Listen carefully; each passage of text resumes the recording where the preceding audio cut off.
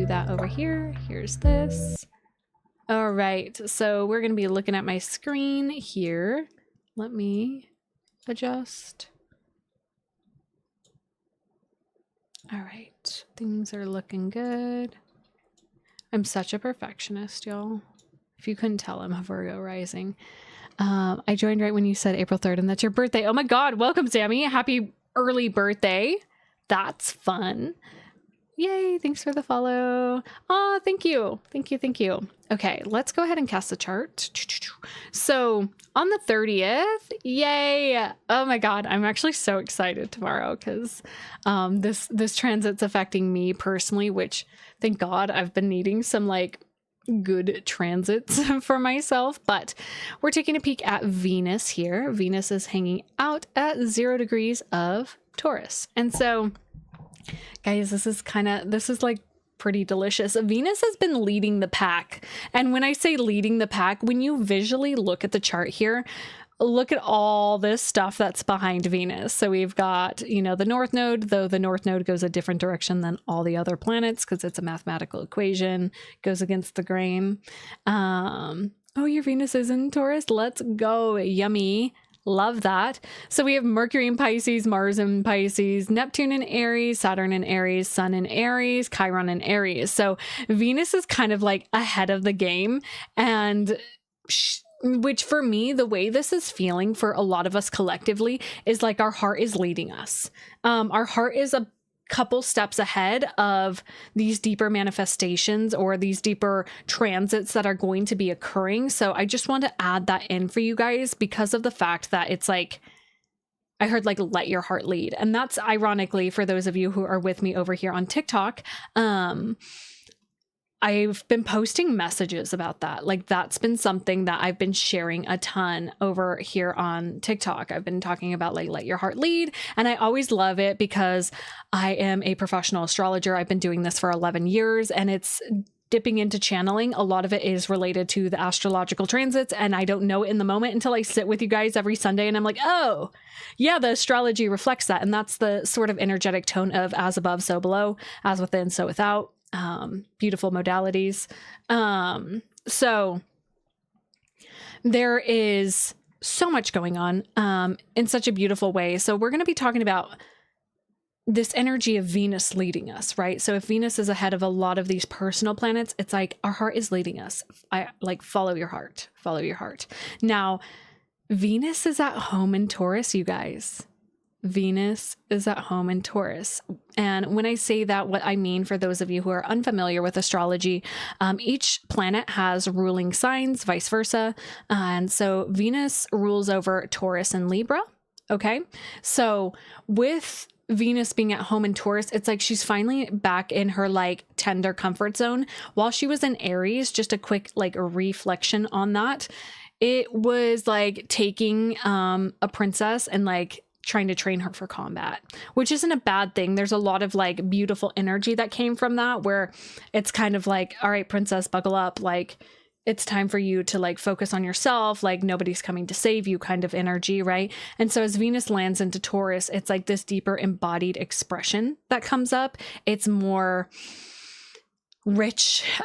Let's talk about Taurus a little bit. And, you know, my deepest desire for you guys here, I've had a background in education for the last 10 years. And my deepest desire with these live streams for everybody is for you guys to start learning about the astrology that's coming up, you know, learning this, how I articulate things and noticing how it lands in your body for yourself. And so you can start understanding these things.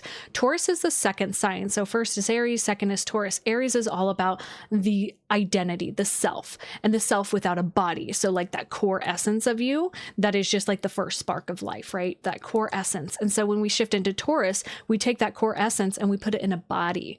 That's what Taurus is all about. It's the first possession that we actually own, right? Our body is ours, right? Though with the society we live in, that's a whole nother discussion. But the truth of that, the core of Taurus is my body is mine. Hi, Haley. Welcome. We're talking about the astrological forecast for the week ahead. So we're diving into that little like energetic weather forecast is kind of how I describe this. So as Venus moves into Taurus on Monday, there's this deeper embodied expression of love. Like, what does it feel like to embody love? How does it feel? How does it taste? How does it smell? How does it sound? What does it look like? That's what Taurus is about. No, Haley, we just started. You're totally good. Taurus rules over the 5 senses. And so when we take Venus, the archetype of love, devotion, attraction, giving and receiving love, and we put her in Taurus, it's way more sensual. Hi, I'm a Taurus. I love this energy. I'm like, because it really is like indulgence, right? There's a little warning I'm going to share with you guys about like overindulgence. Tauruses are notorious for overindulgence, and especially with Venus here, it's kind of like, you know, just pleasure for pleasure's sake. But I feel like with Venus having been in Aries, there was a lack of pleasure for pleasure's sake. And so it's kind of like shifting into that of like, what does it feel like to be sensual? What does it feel like to express embodied love? And what's really coming to mind here for me personally, and based off of my background and my understanding and my personal studies, and I like to phrase it that way because I am a certified embodiment practitioner, meaning I have helped lead specifically women through trauma stored in the body, stuck emotions, different things like that. And it feels very Taurus driven, where it's like we're tapping into the body. It's somatic healing. And so when Venus is here in Taurus, it's like, what does it look like to walk as if you are the archetype of love, or Venus or Aphrodite, like that? So it's kind of being invited in with this transit of like, it makes me think of my mentor, Alexandra Roxo, who certified me. She'd always talk about like, when you enter like public spaces, what would it feel like to embody the sort of like embodiment of like a rose, right? Roses have thorns, meaning like you don't have to be plucked or taken or somebody to try to claim you, right? Like, you know, but like, what does it look like to still be open in spaces that might feel like a little scary to be open, like in the grocery store? Like, what does it look like to be embodied and have your heart open when you're interacting with strangers in a way that like, you know, you are protected? It's very beautiful. Oh, thank you, Tasia. Tasia just said, is these embodiment sessions are so good. Awakened a lot in my body. Thank you. Appreciate it, guys. And again, everybody, thank you for liking, sharing, and commenting and giving feedback. With you guys sharing and liking, it's the best way that you guys can support my content here. It gets it out to other people who might really enjoy listening to this. So thank you. I see you guys. I microdose embodiment every time I go outside, and sometimes it's scary, but I always feel good. Yes, 100%. It's like really flexing your like heart's capacity, right? Like anything in life, you have to practice it.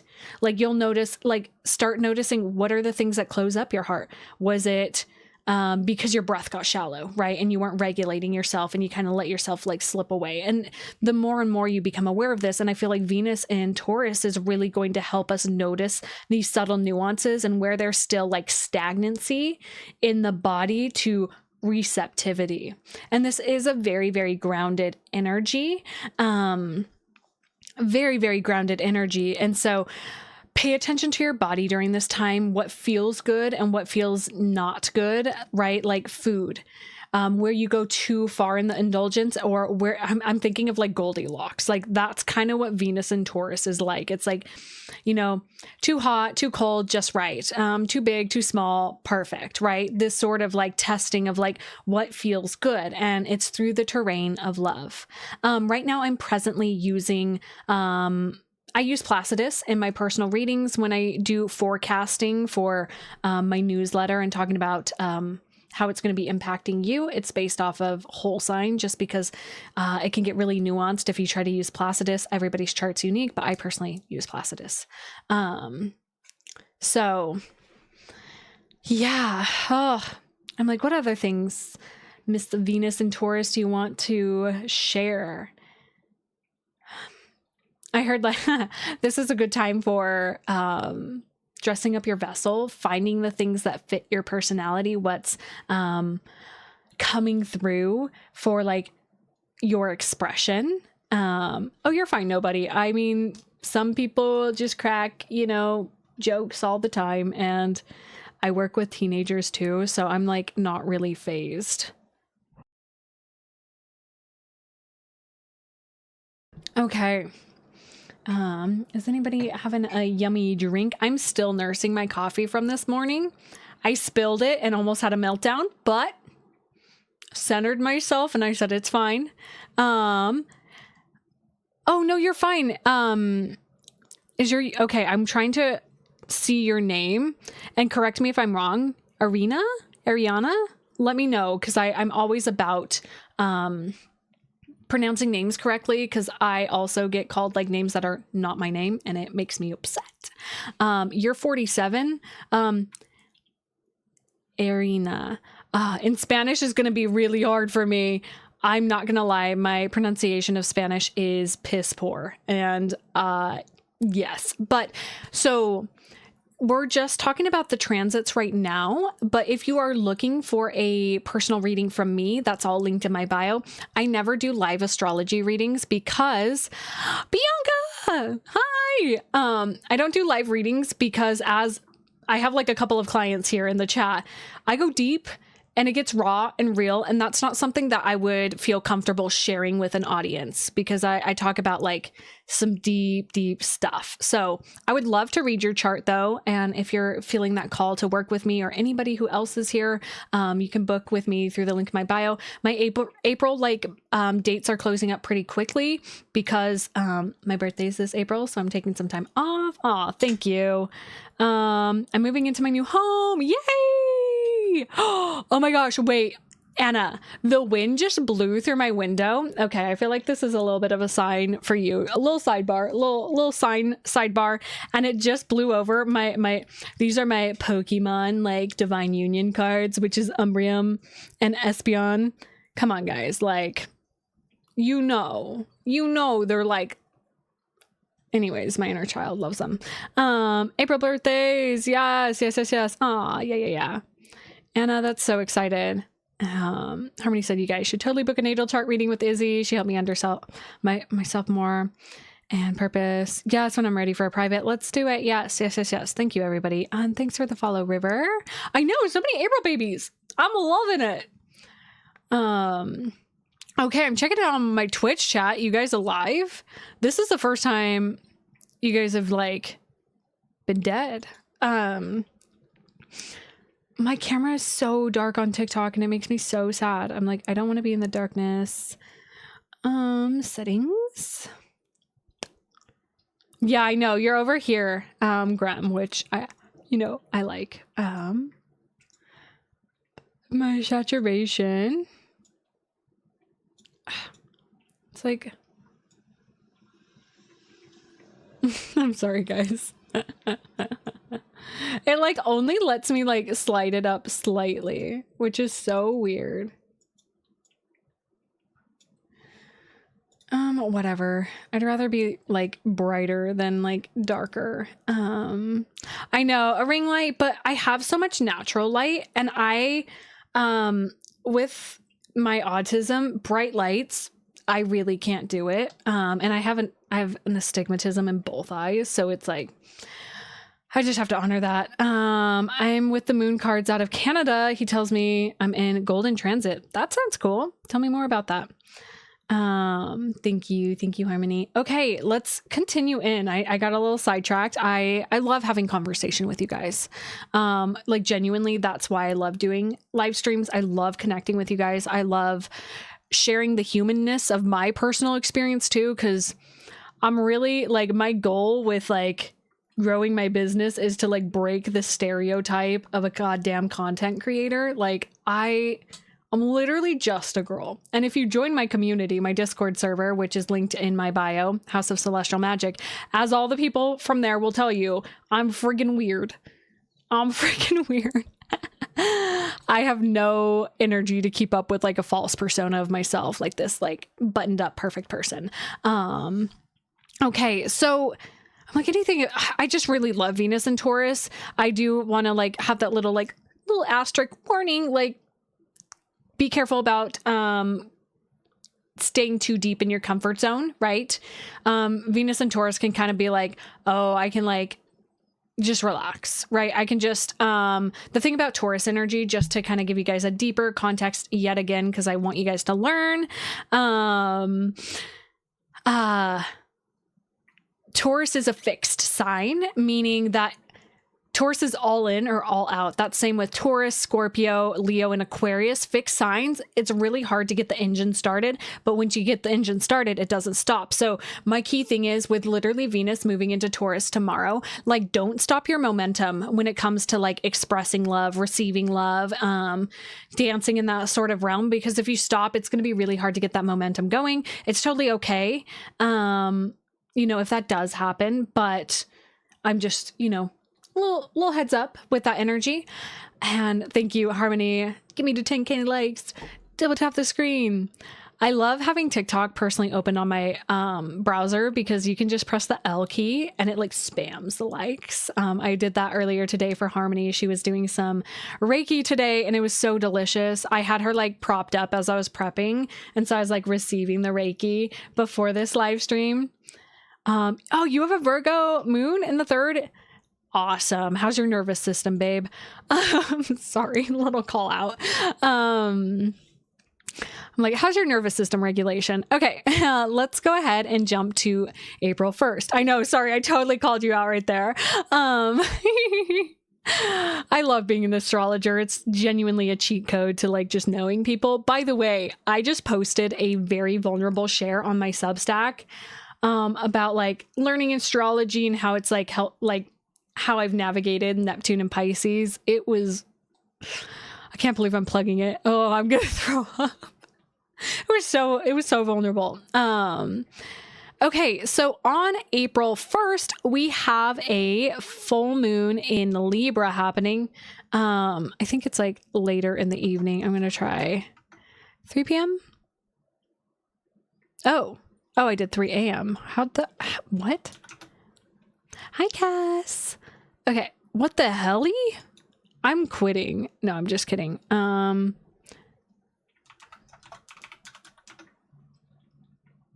Okay. Yeah, I knew it was at 7. Okay, so I am going to be doing a full breakdown on this full moon on my YouTube, and then with my newsletter, Letters from the 8th House, which you can subscribe to through the link in my bio.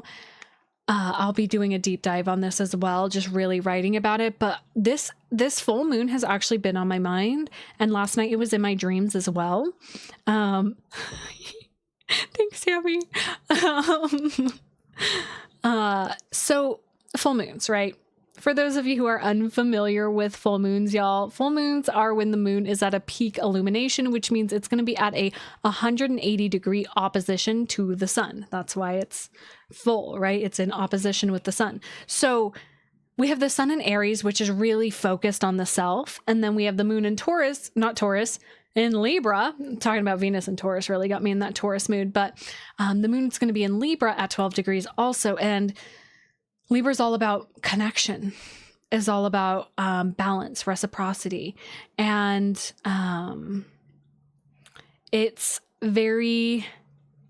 this full moon is very tender. I'm not gonna lie. I got a little bit of anxiety about it, not in a bad way, but just in the like, what is this gonna do? How's this gonna show up? Even as an astrologer, guys, I see the patterns of what comes up, but I don't obsess over them in the way that I'm like, I need to prepare, I need to figure this out so I don't get hurt.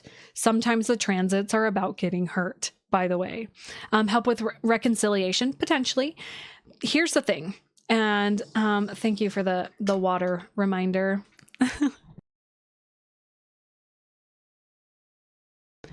So I will go a lot deeper on this in my full moon video breakdown, but just a quick understanding. This full moon is ruled by the 3 of Swords in tarot.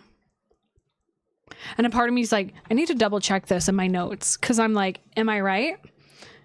I'm like, is it really? Yep, 3 of Swords.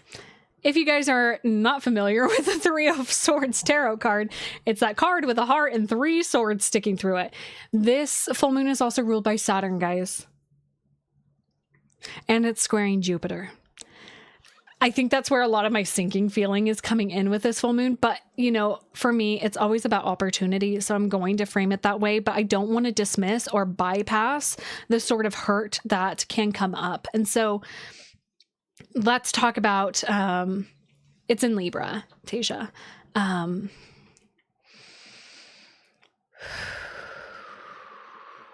This full moon is really shining a light on our past hurt, our past pain, where hyper independence has become like a coping mechanism, and or the flip of that coin is hyper dependence, right? Codependence on other people to heal, remedy, solve our problems. So there's this sort of like tension point that's coming in, and that tension point is Jupiter in Cancer.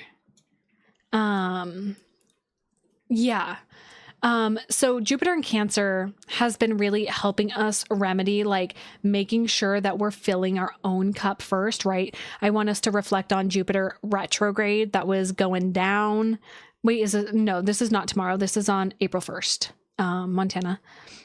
And so Jupiter in Cancer has been really inviting us, especially the retrograde, to reflect on like where we've been overcompensating, where we've been overgiving, where we've been just really, giving out of like desperation is what it feels like. In Cancer energy, let's tap into Cancer for a second. It's the first water sign, right? So Cancer is all about the emotion within the self, but Cancer can get really wrapped up in the stories of other people's emotions and adapting themselves to other people's emotions to feel accepted and to feel like they matter, right? So with Jupiter having gone direct just about a month ago, we're really feeling into this energy of like, okay, really understanding the right emotional connections for us, right? And that tends to be trial and error. Let's be honest. And so Jupiter in Cancer has been really making me think about my favorite book, and I'm going to hold it up to the camera for you guys so you can screenshot it and read it. That's my homework for everybody ever, always. I know my girl Tasia's read it. It's Mastery of Love by Don Miguel Ruiz. So I'll hold this up for you guys. You can take a screenshot of it. This book really, really helped me reframe my perception on love. And little sidebar comment, anytime I hold up like Don Miguel's work, it reminds me of like how I left the religion I was raised in. When I was 15, I got the book, The Four Agreements by him, and I learned, oh, I can just be a good person. I don't have to be Mormon. Do I like the moon in Taurus? I love all placements. I'm not biased. I'm biased for myself personally, but I'm not biased when it comes to how I approach astrology and like communicating it, like what fits for me in my personal life and like what resonates with my chart and my dynamic is different. But as like a professional person, it's great. There's no good or bad positions. Sweet love. So I want to read a little excerpt from this book because it came up in a reading the other day and I feel like it really resonates with this full moon in Libra. So this is my favorite chapter. It's called The Magical Kitchen. It's so good. It really helped frame things in this beautiful way. You're a Taurus moon. Does that help you? I'm not sure what you're asking for help around. If you elaborate. But what is going to happen if you're starving for love? If you don't have enough love in your heart and someone comes and says, you want a little love? You can have my love. You just have to do what I want you to do. If you're starving for love and you taste that love, you're going to do whatever you can for that love. You can even be so needy that you give your whole soul just for a little attention. Your heart is like that. Your heart is like that magical kitchen. If you open your heart, you already have all the love you need. There's no need to go around the world begging for love. Please, somebody love me. I'm so lonely. I'm not good enough for love. I need somebody to love me. I need to prove that I am worthy of love. We have that love right here inside of us, but we don't see this love. Can you see the drama humans create when they believe they don't have love? They're starving for love. And when they taste a little love from somebody else, that creates a big need. They become needy and obsessive about that love. Then comes the big drama. What am I going to do if he leaves me? How can I live without her? They cannot live without the provider, the one who provides them with every daily dose. And for that little piece of love, because they're starving, they're allowing other people to control their lives. They let others tell them what to do, what not to do, how to dress, how not to dress, how to behave, how not to behave, what to believe, what not to believe. I love you if you behave this way. I love you if you let me control your life. I love you only if you are good to me. If not, then forget it. The problem with humans is that they don't know they have a magical kitchen in their heart. All this suffering begins because long ago we closed our hearts and we no longer feel the love that is there. At some point in our life, we became afraid to love because we believed love wasn't fair. Love hurts. We tried to be good enough for somebody. We tried to be accepted by somebody else and we failed. We've already had 2 or 3 lovers and a few broken hearts. To love again is to risk too much. Of course, we have so many self-judgments, and that can't possibly have any effect on self-love. And if there's no love for ourselves, then how can we even pretend that we share love with somebody else? Okay. There's so much more. Definitely read this book. I really wanted to emphasize this because this is kind of how, this is really how this full moon feels to me, where it's sort of this like juxtaposition, since it's ruled by, the 3 of Swords. I feel that people are really reflecting on their past hurt and past pain and like reconciling with it. I want to read your guys' comments in a second, but if you have like bigger questions, I open the floor for like astro questions at the end. So definitely stay tuned for that. And welcome to newer faces who are joining for the first time. I love you guys so much. Thank you for sharing and liking. It gets this content out to other people. We're talking about the astro forecast for the week ahead. Okay. So since this full moon is squaring Jupiter, and we've been really like diving into this Jupiterian lesson of Jupiter and Cancer around like self-fulfillment and like coming to understand that when we fill our own cup, once it's full, it overflows. And that excess is stuff that can pour into everything else. Understanding that love is not finite. Love is infinite, my sweet friends. Love is infinite. Truly. And we get caught in this story of our society that is transactional. For nobody asking about the forecast for Aquarius, I will be writing about that on my newsletter. So if you're not yet subscribed there, definitely subscribe. I go deeper into the personal signs, like based off your rising signs in my newsletter. So everything I'm sharing here, if you subscribe there, you'll get a deeper insight. Thank you, Sammy. I'm just looking at all this stuff. Moon and Taurus. I mean, yeah, you can have a lot of money, rich, but you got to get emotional regularity for that, which means don't shut down to opportunity, my Taurus moons. You guys can stonewall. Yeah, you don't know your rising sign. That is the most important piece of your natal chart. I'm going to have a big teacher moment right now. We're pausing the forecast because I get a little angry. I'm going to admit I get a little angry. The most important piece of your natal chart is your rising sign. If you do not know your rising sign, you will not understand how the transits are affecting you. You need to take some time, go to astro.com, find a calculator, whatever. There's apps out for it. I use Time Passages personally. And then this platform I'm on right now is called Luna. Your ascendant is the key to your entire chart. I'm going to leave it there. If you want to get a reading from me and understand it, let's do it. All right. Yes, always look at any horoscope from the perspective of your rising sign. I am a Virgo rising. I don't read Taurus. I'm a Taurus sun. I read Virgo. Everything I read is Virgo because that is the lens and the perception of my life. If you don't have your time of birth, you will have to look into the hospital, reach out to them, ask. Yep. Yes. And the chart ruler as well. I wouldn't guess your time of birth. That would be really like, unless you know the archetypes of astrology and you actually have the self-awareness to understand how you perceive reality and how the world perceives you. Yeah. Yeah, you Sammy. RIP. I'm not a Virgo sun. I'm a Taurus sun. Yeah. Montana, you tell them. I'm getting so passionate. I get really passionate about the rising sign because, like, genuinely, for those of you who have gotten a chart reading from me in the chat, you guys know I spend a good like 15 to 30 minutes talking about your rising sign because everything in your chart has to move through that. Yeah, I would say for Libra rising. So this is where things get really detailed in astrology, Anna. Looking at the degree, especially if you use Placidus, is 12 degrees in your first house or is it in your 12th house?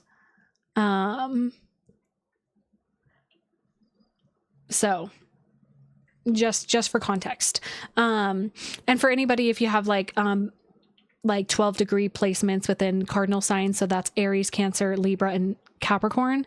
Very important. Thanks for the follow, guys. I appreciate it. I see you all. Thank you, thank you, thank you. How's everybody doing? Just checking in. We're not even that far into the live stream. I've almost been live an hour, so I'm in it. I'm in the zone. I'm like this square. I want to just wrap up on this full moon. Again, I'm going to go a lot deeper. I'll probably talk about ooh, it's right on your moon and your first house, babes. Yeah, well, I'll probably DM you some thoughts about that. Remind me, because yeah. So I'm like, okay, tuning back into the energy. Jupiter in Cancer is kind of like, so squares are 90-degree angles and they create tension. So there's sort of this like ping-ponging thing that's happening right now. And oh my gosh, this is going to be so cool. I think I might want to save this for my YouTube video. I'm not going to lie. I have to jot this thought down.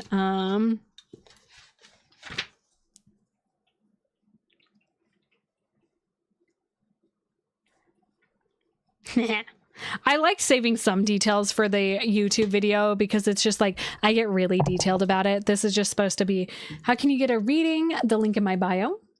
That's how you can book with me. The degree. So this full moon, Anna, is at 12 degrees. So you want to see, is that in your first house or your second house?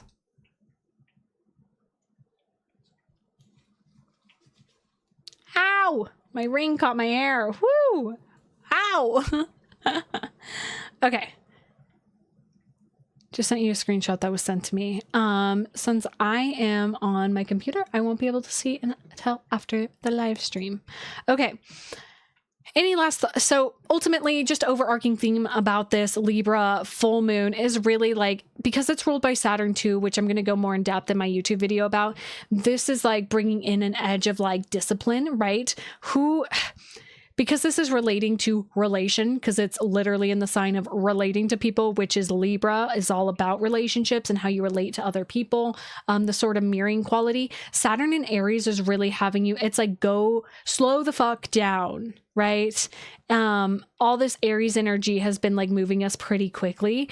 And with Saturn being in Aries, it's really like, I'm seeing like pulling back on the reins on some horses. Like it really is this energy of like, slow down. Like it's okay to tend to the wounds in your heart at the pace that you need to tend to them too. And there's no like wrong. There's nothing wrong with like tending to your wounds in the pace that you need to.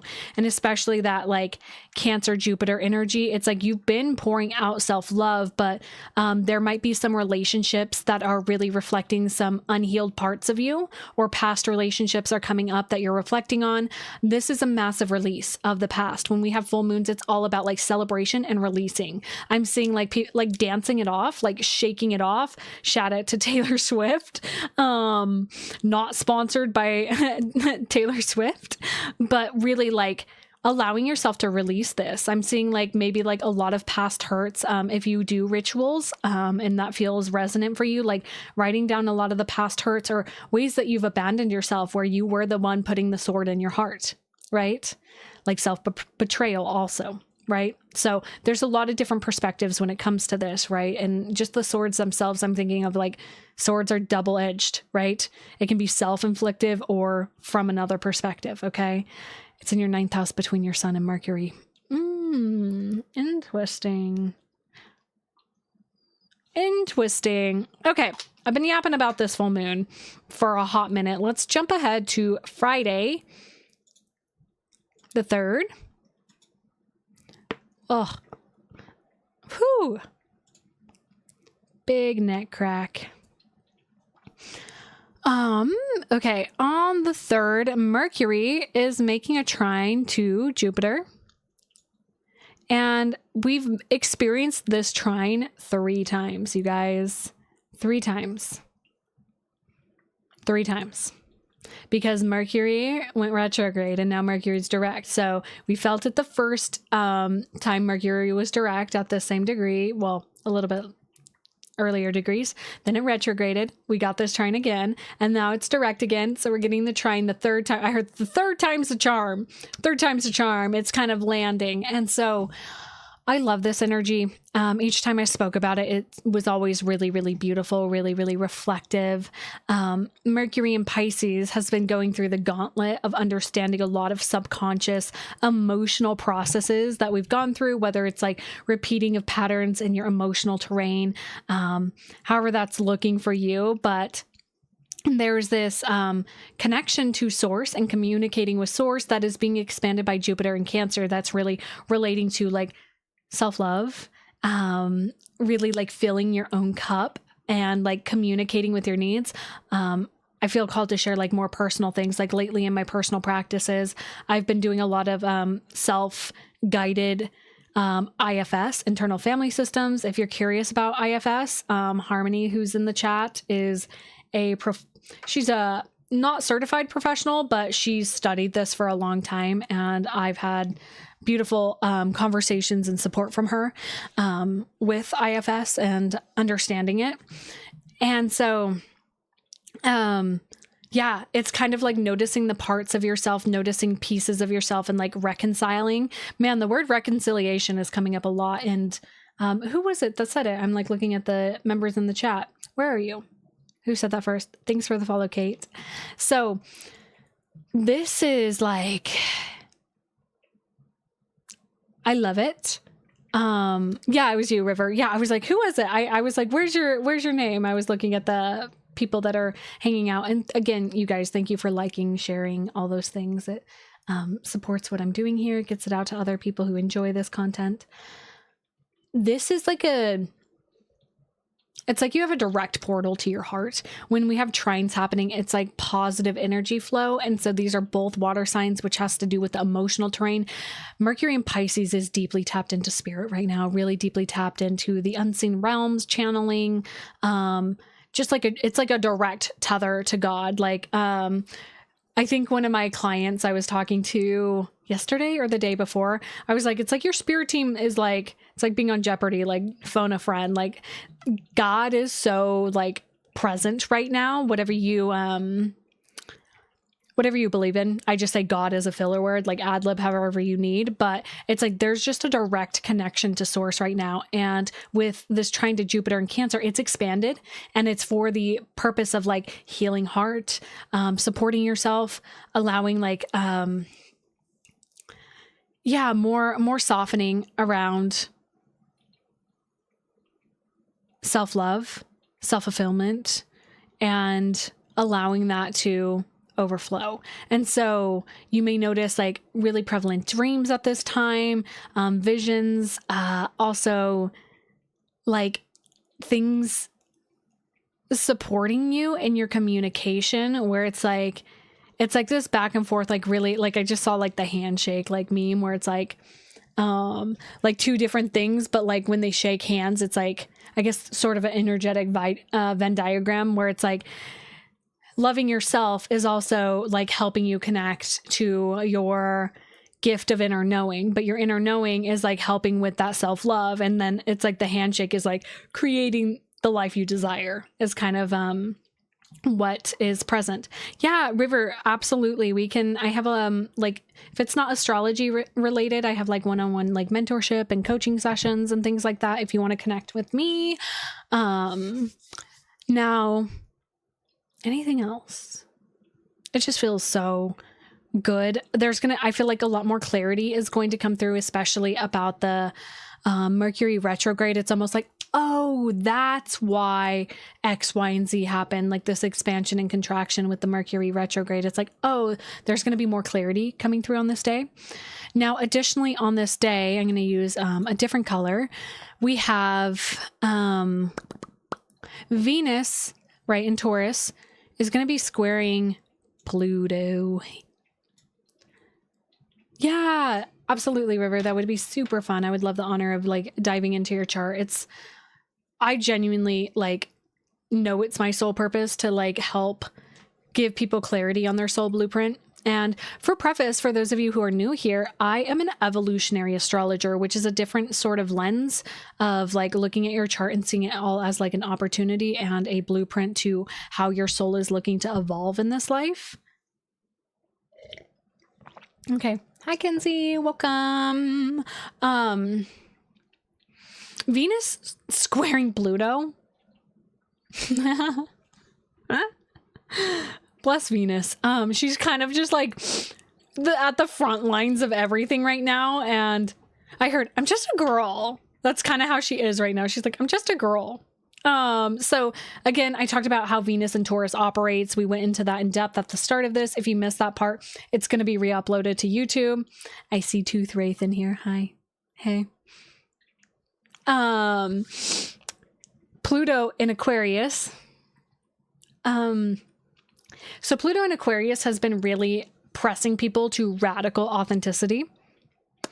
Authenticity is like the key word for Pluto in Aquarius. Is like, you may have noticed how the world has shifted where nobody's wanting the like fake, highly edited videos. Nobody's like, it's like nobody wants like anything that's not genuine. And so it's like really, and then shifting technology, that's a whole nother piece in that, but really is about like radical self-expression. And so this square to Venus, again, for my newbies here, squares are 90-degree angles that create tension. Everybody knows it. Everybody who's been here for a while knows how I like relate this to kind of land. The idea of that is like the tectonic plates pressing together, creating tension. Something comes from it, right? And the thing that comes from it is volcanic eruptions, earthquakes, tsunamis, things occur, right? When there's like that shift and that tension and that rub of edges, right? So the tension that's coming between Venus in Taurus and Pluto in Aquarius is this tension of like Venus and Taurus is like, I want to be comfy. I want to be cozy. I want like a lot of pleasure. Yes, true. But Pluto in Aquarius is like, is that actually authentic to the person you are now? So it's sort of this like re-evaluation of like, what brings you joy? What brings you pleasure? What brings you happiness? What like fills your cup in this deeply sensual way? Like, are you using your sensuality as a tool, as a manipulative energy to get your needs met? So it's like, I'm feeling it's like Venus, like if you're not expressing this shift in an authentic way of like, I want like a true heart opened expression of Venus and Taurus, or if it's like this superficial energy of like, I don't know what, like, I don't want to like shame the energy. And that's where I get like really stuck with like some of the words, like, how do I share this in a way that's like still embracing? But it's like, I'm almost seeing some people might, especially after that full moon, try to do old patterns around like, well, if I just dress sensual, if I just embody this old part of me, it's like, it's not gonna, like, there's just tension that comes up. This is called Luna astrology. There's this like, yeah, it's very interesting because like Pluto in Aquarius is just like, well, I want authenticity, raw, real energy that is not, conventionally attractive, I guess is the best way to put that. But Venus and Taurus is sort of this, it's a little bit naive. I'm not going to lie. It's kind of maiden energy. Taurus being the first earth sign, it's very like young energy. And so it's like, but I want to be loved, right? I want, people to think I'm hot. I want people to think I'm pretty. Like I want the like finest things that kind of reflect who I think I am. But that's a deeper part of this square, is that reflection of like, I don't know designer names. I'm like, is a Jimmy Choo, I don't know what do you even make, guys? Whatever the like designer name is, that actually in authentic alignment with like who you want to express? Or are you the type of person that it's like, it doesn't matter like what I wear or embody, it's like the essence of my soul. So there's like, you know, tension there. Yes. Reevaluating values. I love that expression. And since it's Venus, it's also like, you know, how you approach pleasure, right? What do you value when it comes to like your heart being seen, your heart being opened? Like, you don't, I'm going to be real with you guys. I've been listening to a lot of relationship podcasts, and I was listening to John Wineland. If you don't know his work, absolutely adore him and what he does and what he brings to the table when it comes to partnership. But it's like, I'm going to use some, no, I'm not going to say that. I was going to use some vulgar language, but I'm not going to do that. There's just like this energy of like, you can't force a flower to bloom. Is like ultimately the like idea of this energy. And so it's like, if this is inauthentic blooming, right? I'm seeing like using like how they like try to get like plants to grow faster, right? When you're like trying to quicken the like ripening process, like it's not going to be real. And so there's a bit of patience here. Taurus is going to feel a little bit like irritated by Pluto here of like, I'm trying my best, but like, this is what I know. And Pluto's like, yeah, but you can do different, right? You can do different. Hello, welcome. Okay. What was I going to do? Oh yeah, I was editing my camera because it's like too bright again. Now it's too, whatever. I'm just gonna have to deal. I'm dealing with it, guys. Dealing with it. Thank you. I love my makeup too.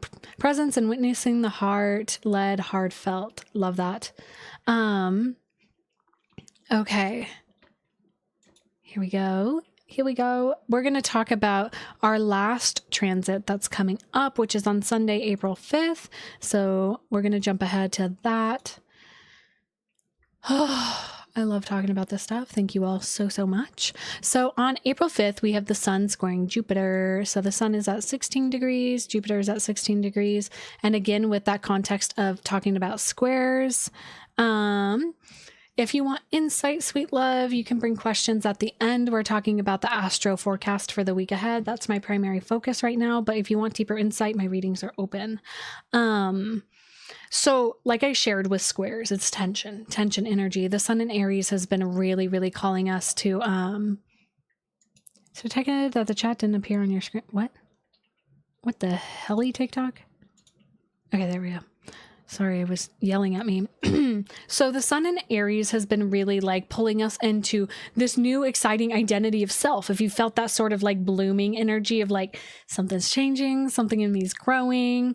Gosh, the song Status Quo from High School Musical has just been coming through so much. It's like, there's something inside me, like, you know, that line, like that's like wanting to like be brought to the surface. And that's been very much like Aries sun energy, where it's like this new, exciting, almost childlike, innocent energy that might be a little bit quick and fast and like a little abrasive, not in a bad way, but it's just like, ah, here I am. And so this square to Jupiter is, the sun in Aries kind of feels like an energy of like a temper tantrum. I'm not going to lie a little bit because,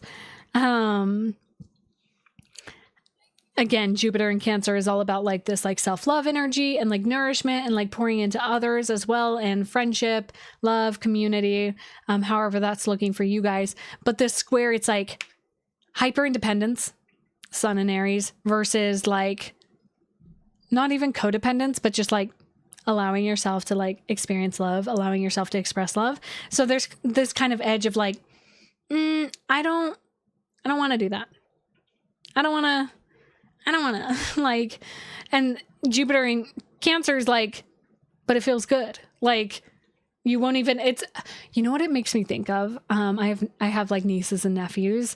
What we always say to them is like, you can have a no thank you helping. Like you at least have to try the thing before you can quickly say like, I don't like it. Like you can't say you don't like it unless you've never tried it. And especially with this new identity, guys, this new identity that's been coming up. Like, come on. Like, we have so much fresh, yummy Aries energy that's been really like, this new identity is like surfacing and like coming up. And it's like, I want to like experience that. And Jupiter in Cancer is like, okay, then let's try it in like connection and like expressing your feelings. And the sun in Aries is like, no, I'll just do that on my own. And I was like, buddy, you haven't even tried it. You haven't even tried. You haven't even like tried this like expression. And so, you know, again, there's like the opportunity with squares is to see what the resistance is. Why is there resistance to trying on this new identity or expressing the new like emotions of this identity?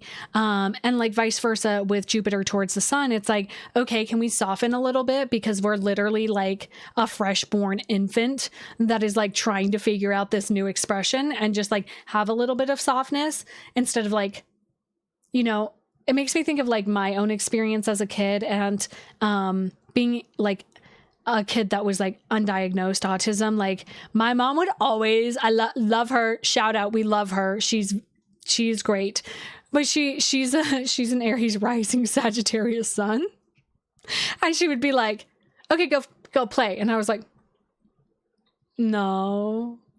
I would just like, I have a very rich imagination still to this day. I'm like, I'm just gonna like sit in the sandbox by myself. Thank you. I really like, it feels really cool too. I love doing expressive makeup, guys. There's nothing stopping you guys from like doing cool makeup, by the way. Challenge you guys. I love doing this when I go out too, because let's be honest, I don't really leave my house all that much. So when I do, I like to like really dress up, dress the part. Hi, Shaki. Yes. So this square that's happening on Sunday is really just inviting us to see where there is resistance around emotional expression with our new identity, and also like where parts of us might be pushing us to like emerge too soon. So it's like finding that delicate balance. And it makes me think of this book. Let's see if I can find it. I'm just plugging so many books to you guys. Hold on. No! Guys, I dropped my 3DS. It's this book. I'll hold it up for you guys. And you can screenshot it if you want. This is called The Big Leap. It's by Gay Hendricks. This is one of the books that I had to read for my curriculum when I was getting embodiment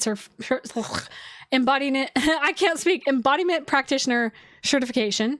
And my favorite thing that he talks about here is what's called your zone of genius, which is like, if you think of like your comfort zone as like, it has layers like a jawbreaker. There's your comfort zone, and then there's your zone of genius, and then there's like pushing yourself too far. And it's like this square, I feel like, is really helping us with understanding what is our zone of genius. Like, where does it feel good to push ourselves out of our comfort zone to a place where we're growing? And I always used this as a modality because you guys are getting some fun background facts about me in this live stream. I used to teach martial arts. And with a lot of my students in martial arts, and I taught adults for context, is like some of them would be really afraid to like try new moves, try new things. And, you know, creating a sweet sort of container for them to like feel safe to like move out of their comfort zone. And that feels like that Jupiter in Cancer is like, actually, like, I'm holding the container for you. If you just trust, like, you're actually okay. Now express, try the new thing, share it, put it out there. Right. Which actually feels really good. I'm thinking about some things that I've been working on that I want to share with you guys. So, sign up to my newsletter if you want, that info. 'Cause there's going to be some new things coming from me, and I really want like to, I'm not going to reveal it just yet. I like surprises for you guys. So, that's what this square feels like, is like this like moment of like getting the opportunity to test this new expression of self in a way that like you might get triggered. I'm not going to lie. Squares can be triggering where it's like, this is scary. This is too much. I feel vulnerable. Okay. Is music a good example of that? Elaborate on that for me. I actually really like that question because I like to think of things in like different ways. But yeah, I like this square. You know, I'm like, I love growth. It's just built into me as a Virgo rising. I really like to challenge myself to like continue to evolve and grow as a person. And that's just coded. That's just coded in Virgo energy. So I was like, where was I going with that? All squares and all the astrology that I talked about in this live stream is always inviting us to expand, to grow, to like learn from the opportunities. And sometimes those opportunities may be perceived as like shortcomings or failures, but it makes me think of like a motto I used to use with my students. And again, another background, I worked in education. So we would always use the phrase like fail forward, right? Like no matter what, when you fail, it's like a closer step to success. So yeah, guys, like creating music, vocals, writing, using it as a creative outlet to expand your growth. Any creative thing is expansion of growth. Any creative thing, any push of like trying something new or like really honing in on like practicing something, right? Everything takes practice. Like if you wanted to be a musician and you haven't picked up the instrument in a long time, it's going to take some time to like get back on the horse again. Right. So just again, a recap for the week ahead. We're going to jump back to here and here. Sweet friends. So on Monday, March 30th, Venus enters Taurus. On Wednesday, April 1st, we have a full moon in Libra. There's going to be a YouTube video out on that on the 30th, which is tomorrow, if you're watching this live, but that's Monday the 30th. On Friday, April 3rd, Mercury is trine Jupiter, Venus is square Pluto, and then Sunday, April 5th, the Sun is square Jupiter. Okay, so lots happening, lots moving, lots expanding. I'm excited. If you guys weren't able to stay for the whole live stream, I'm going to be re-uploading this to YouTube right after. Okay, so you can listen to it while you're driving, cooking, cleaning, whatever you guys like to do when you're listening to things. But for my friends that really enjoyed like reading things and having like just quick things to tap into, my newsletter is the best thing. I send out an email every Monday to guide you through the week ahead. So everything I did here, I'm going to be writing it out and giving you small touch points. And with my newsletter, I dive deeply on how this is affecting you personally. So if you're interested in like, well, Izzy shared all this stuff, but how is it impacting me? Okay. And that's where we bring in our rising sign.